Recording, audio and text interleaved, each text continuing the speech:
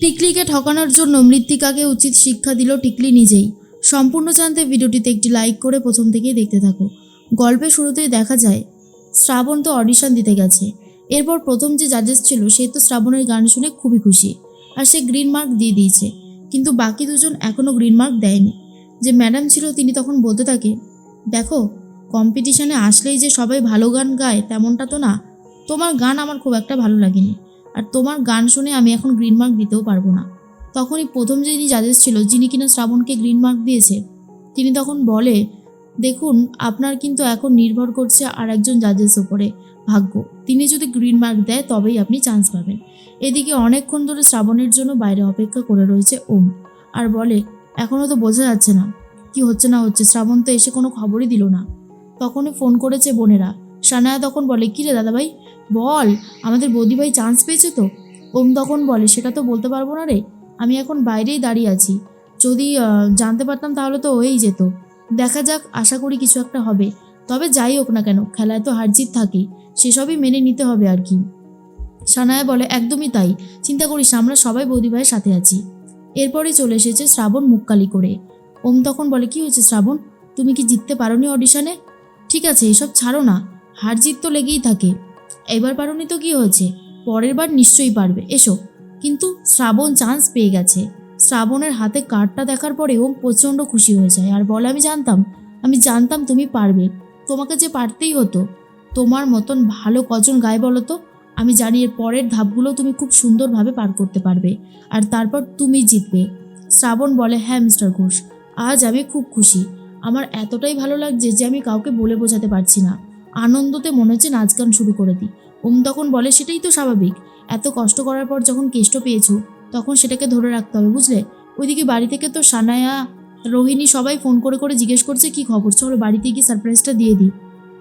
মৃত্তিকা মুখে charcoal face wash লাগিয়ে বসে আছে। ঠিক তখনই চলে এসেছে টিকলি। টিকলি এসে মৃত্তিকাকে প্রায় শেষ করেই দিতে যাচ্ছিল। তখনই মৃত্তিকা বলে, এ কি টিকলি, তুমি আমাকে মারতে এসেছো কেন? আমি তোমাকে এত হেল্প করছি আর তুমি কিনা আমাকেই মারছো, চিচি চিচি। আর তখন টিকলি বলে, আমি আপনাকে ছাড়বো না। আপনি নিজেই আমাকে গয়নাটা চুরি করে রোহিণীর ঘরে রাখতে বলেছিলেন, আর এখন আপনি রোহিণীকে বলে আমাকে ফাঁসাতে চাইছেন।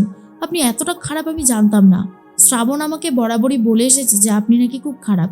এখন তো হাতে নাতে তার প্রমাণ পেলাম। ছি ছি ছি ছি, কী করে করতে পারলেন এত বড় একটা অন্যায়? মৃত্তিকা তখন বলে, এই শোনো, আজে বাজে কথা বলো না। পুরো প্ল্যানটা না শুনেই যদি তুমি এখন চেঁচামেচি করতে থাকো তাহলে কার কি দোষ? এরপরেই টিকলি তখন বলে, কি প্ল্যান শুনবো? না না, আপনি বলুন কি প্ল্যান শুনবো। এই যে আপনি আমাকে এরকমভাবে ঠকাচ্ছেন, আপনি আমাকে ঠকিয়ে কী লাভ পাবেন? কথা তো ছিল আমি আর আপনি দুজন মিলে পার্টনারকে ঠকিয়ে দিচ্ছেন। মৃত্তিকা বলে, বলে যাও, একা তুমি বলে যাও, আমার কথা তোমাকে শুনতে হবে না। রে বাবা, আমি রোহিণীকে কেন তোমার কথা বলছিলাম, যাতে রোহিণীর মনে বিষটা ঢুকে যেতে পারে। এই যে শ্রাবণ ওকে মিথ্যে কথা বলেছে, ভিডিওটা ডিলিট করে দিয়েছে, এই পরেই যাতে রোহিণী একটা কথা বিশ্বাস করে যে শ্রাবণও ঠকাতে পারে সবাইকে, বুঝলে? তুমি আমার কথা না বুঝে শুনে আগেই চেঁচামেচি শুরু করেছো। দেখো, সন্দেহর বীজটা যদি বুপে দিতে না পারে তখন কি করে হবে বলো? অন্যদিকে তখন টিকলি মনে মনে ভাবে, এটা হয়তো একদম ঠিকই বলেছে ভালো আন্টি। যাই হোক, আমার আর এসব ভেবে লাভ নেই। এর মধ্যেই শ্রাবণ চলে এসেছে বাড়িতে। তখনই সানায়া বলে, বৌদিভাই বলো না কি হয়েছে, তুমি চান্স পেয়েছো তো? সানায়ার কথা শুনে শ্রাবণ বলে, হ্যাঁ, চান্স পেয়েছি বলেই তো এতটা খুশি হয়েছে, এই দেখো কার্ডটা। তখনই রোহিণী বলে, জানতাম তুমি পারবে, তোমাকে ঠকানোর ক্ষমতা কার আছে, আর তোমাকে হারানোর ক্ষমতাও কারণ নেই। মৃত্তিকাকে দেখে এই কথাটা বিশেষ করে বলে। তখনই ওম বলে, দাদুকে বলো যাও।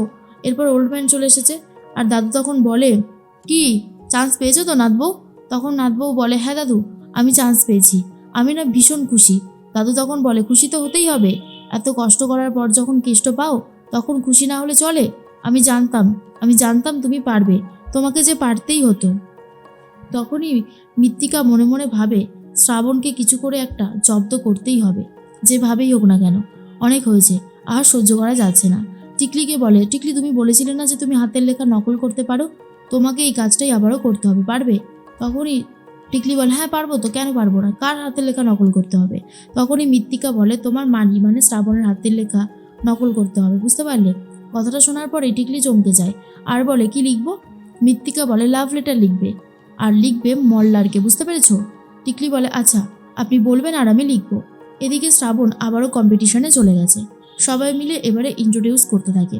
যিনি সঞ্চালক ছিলেন তিনি তখন শ্রাবণকে বলে, কিছু বলুন আপনি, এই মঞ্চে এসে আপনার কেমন লাগছে? শ্রাবণ তখন বলে, আমার তো খুব ভালোই লাগছে। এই মঞ্চে আসতে পেরে আমার নিজেকে অনেক দামি বলে মনে হচ্ছে, কারণ আমি ছোটোখাটো কম্পিটিশনে অনেকবারই গিয়েছি, আর ছোটোখাটো বারেও আমি গান গেয়ে থাকতাম, কিন্তু এই মঞ্চটা আমাকে একটা অন্য রকমের জায়গা দেবে, সেই আশায় আমি এই জায়গাটাতে এসেছি। এর মধ্যে এক একজন করে অংশগ্রহণকারী আসছে আর তাদের বায়োডাটা বলছে। অন্যদিকে দেখা যায় ওম তো চলে এসেছে বাড়িতে। সানায়া তখন বলে, কিরে দা ভাই, তুই চলে আসলি এত তাড়াতাড়ি? ওম তখন বলে, হ্যাঁ, আরে শ্রাবণ আমাকে ছাড়তেই চাইছিল না, বারবার বলছিল আরেকটু থাকো আরেকটু থাকো, কিন্তু দেখ আমি ইচ্ছে করেই চলে আসলাম। রোহিণী বলে, কেন ইচ্ছে করে চলে আসলি কেন? ওম তখন বলে, কেন আসবো না বলতো? আরে শ্রাবণকে তো নিজেকেই গান করতে হবে, ও যদি নিজে স্ট্রং না হয় তাহলে কি করে হবে? তাই আমি এসেছি। আমি জানি শ্রাবণ নিজেকে সামলে নিতে পারবে, সেই ক্ষমতাটা ওর মধ্যে সম্পূর্ণভাবে আছে। রোহিণী তখন বলে, তা অবশ্য ঠিকই বলেছিস, যা গিয়ে একটু রেস্ট নে। এর মধ্যেই তখনই চলে এসেছে আর একজন গান গাইতে, যাকে দেখার পরে শ্রাবণ চমকে যায়। সে আর কেউ না, সে হলো অভি।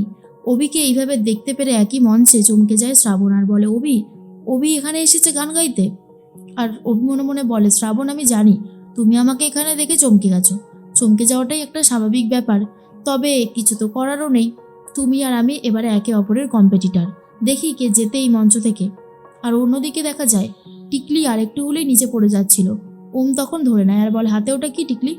টিকলি বলে, কিছু না কিছু না বলেই লুকিয়ে ফেলে, যাতে আরও বেশি করে সন্দেহ হয় ওমের। ওম তখন বলে, কিছু তো একটা লুকিয়েছো, কি লুকিয়েছো বলো? টিকলি বলে, এটা লাভ লেটার, শ্রাবণ দিয়েছে, আমি আমি বাবা পারবো না কাউকে দেখাতে, তারপরে শ্রাবণ এসে আমাকে মারবে। ওম তখন বলে, শ্রাবণের লাভ লেটার? কার জন্য লিখেছো এই লাভ লেটার? তখনই টিকলি বলে, আমি কেন লিখতে যাব, লিখেছে তো শ্রাবণ নিজেই। আর এই কথাটা শোনার পর ওম তখন বলে, শ্রাবণ নিজে লিখেছে মানে? বুঝতে পারলাম না, কি বলতে চাইছো বলো তো? ওপর থেকে মৃত্তিকা সবই দেখতে পায় আর বলে, এই তো খেলা এবারে জমে উঠেছে। আমিও বুঝতে পারছি যে ওম এবারে দেখলে কতটা রিয়াক্ট করতে পারে। বেশ হয়েছে শ্রাবণ, তুমি আমার সাথে লড়তে এসেছিলে না, এবার দেখো কত ধানে কত চাল। তোমাকে এমনভাবে জব্দ করব, তুমি ভাবতেই পারবে না যে তোমাকে কীরকমভাবে জব্দ করা হচ্ছে। আর অন্যদিকে দেখা যায় যে টিকলি তখন বলে, মল্লার বাবুকে শ্রাবণ খুব ভালোবাসে, সেই জন্যই একটা চিঠি লিখতে বলেছিল। আর তার মধ্যেই ওম তখন বলে, এটা কি করে সম্ভব? শ্রাবণকে চিনতে আমি এতটা ভুল করলাম? না না, এটা হতে পারে না, কোথাও একটা গন্ডগোল হচ্ছে। শ্রাবণ আমাকে ঠকাতে পারে না, ও আমার ভালোই চায়, ও আমাকে কেন ঠকাবে?